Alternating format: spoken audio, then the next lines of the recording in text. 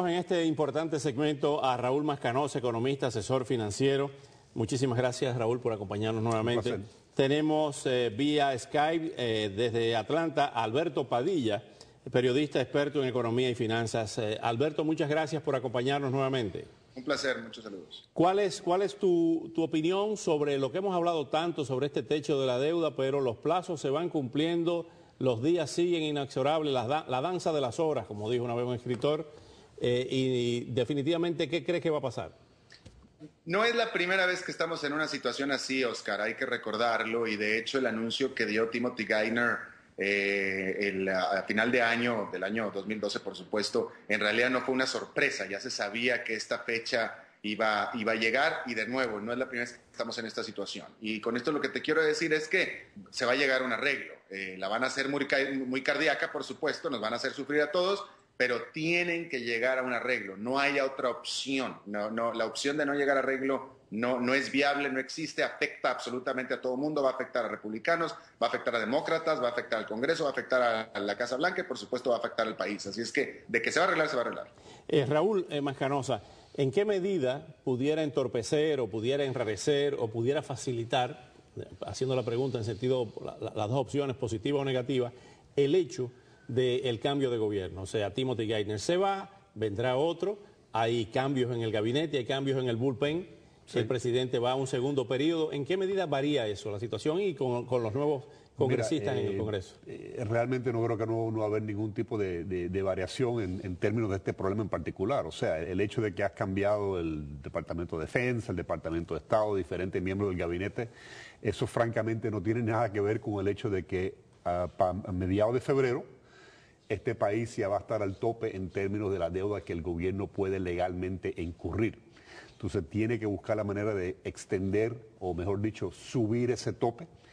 Y francamente yo creo que vamos a ver una gran batalla política en el Congreso, incluso hasta peor de lo que hemos visto ahora con el famoso debate al fin del año sobre los impuestos. Sobre los impuestos. ¿Qué pasa si se empieza a imprimir dinero sin respaldo? Lo que llamó alguien una vez, un economista, dinero inorgánico, sin respaldo. Bueno, crea una inflación desenfrenada. Eso ya lo estamos haciendo, Oscar. O sea, eso ya lo estamos haciendo hace muchos años. Este gobierno básicamente se gasta diariamente 15.000 millones de dólares. Y solamente le entra 9.000 millones de dólares diariamente. Hay un déficit de 6.000 millones diarios. Diario en este país. Así que ponte a pensar... Eso no es mucho. Eso es extraordinario. Ponte a pensar si tú tienes una casa en lo cual la pareja gana $90.000 al año y se gastan $150.000 anual.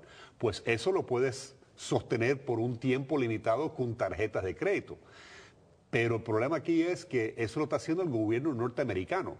Y la diferencia es que el gobierno norteamericano puede seguir imprimiendo dinero hasta que la gente ya pierden la confianza en el dólar. Y nosotros, francamente, estamos en ese camino. Si seguimos imprimiendo dinero pensando que podemos seguir gastando dinero sin tener que sufrir ningún tipo de consecuencias, este país va a estar en decadencia. ¿Cuál es la opinión sobre este tema de Alberto Padilla? Bueno, es cierto, es decir, ya en este momento ya tenemos suficientes desbalances económicos como para estar al punto del precipicio en más de un sentido, no nada más en el fiscal. Así es que la verdad de las cosas es que, como decía el señor Mascanosa, no estamos ahorita para estar jugando, no estamos para tomar medidas que no sean ortodoxas, así es que las cosas tienen que hacer con mucho cuidado porque estamos en una situación muy frágil que cualquier cosa mal hecha puede hundirnos de nuevo en una recesión. Y yo creo que todas las partes están conscientes de esto, nada más que les gusta, uno, les gusta hacerse los interesantes y dos, les gusta hacer sufrir a la gente. ¿En qué medida la recuperación lenta que continúa, en qué medida el hecho de que la tasa de desempleo, como reportó el viernes pasado el Departamento de Trabajo, se mantiene igual, 7.8, o sea, no ha empeorado, y que los bienes duraderos, entre ellos los automóviles, tuvieron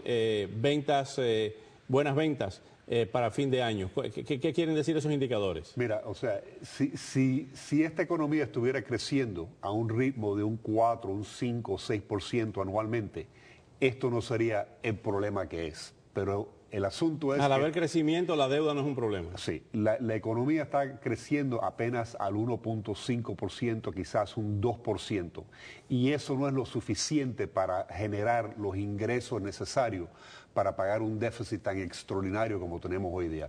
La realidad es que este gobierno tiene una adicción, le tiene una adicción al dinero y le tiene una adicción a seguir creciendo indefinidamente. Y eso básicamente le va a causar un gran daño a este país si realmente no apretamos el cinturón y buscamos de una manera muy seria cómo disminuir el tamaño del gobierno de este país. Alberto, ¿ese es el problema principal, el tamaño del gobierno? Bueno, es el tamaño yo discutiría si es el tamaño del gobierno como tal, pero sí ciertamente es el tamaño del ritmo del gasto del gobierno, que ese es el problema. El problema es el gasto abultado.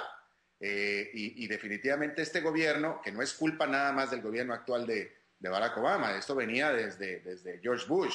Y acá lo que se necesita, y hay que recordar que George Bush, como buen republicano, era un presidente pro gobierno pequeño. Entonces el problema en realidad es de gastos, no tanto de ingresos. Entonces, sí o sí, sea republicano, sea demócrata, este presidente, el siguiente y todos los demás van a tener que ajustarse de manera muy importante en el gasto y también, desafortunadamente, es mi opinión, aumentar impuestos, porque en este punto no hay otra opción más que también aumentar impuestos para poder cuadrar las cuentas, porque como decía el señor Mascanosa, las cuentas están totalmente descuadradas. Ayer salió en la prensa que 10 bancos habían sido multados con 8.5 billones de dólares por foreclosures que habían hecho de forma errada, vamos a decirlo, habían cometido errores en la ejecución, en las ejecuciones hipotecarias, y era 3.3 billones, 3.300 millones en pagos directos que iban desde $1.000 a 125.000, el rango de esas devoluciones o de esas, pudiéramos decir, compensaciones por esos malos foreclosures, y otro para aliviar de forma indirecta la liquidez, en otras palabras, en el mercado inmobiliario.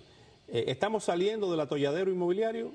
¿Van a empezar a prestar los bancos? ¿Se le van a reducir un poco las limitaciones a los bancos que hay también, que son muy estrictas? Mira, yo creo que seguimos, o sea, se está recuperando ese mercado, pero de una manera muy lenta, Oscar.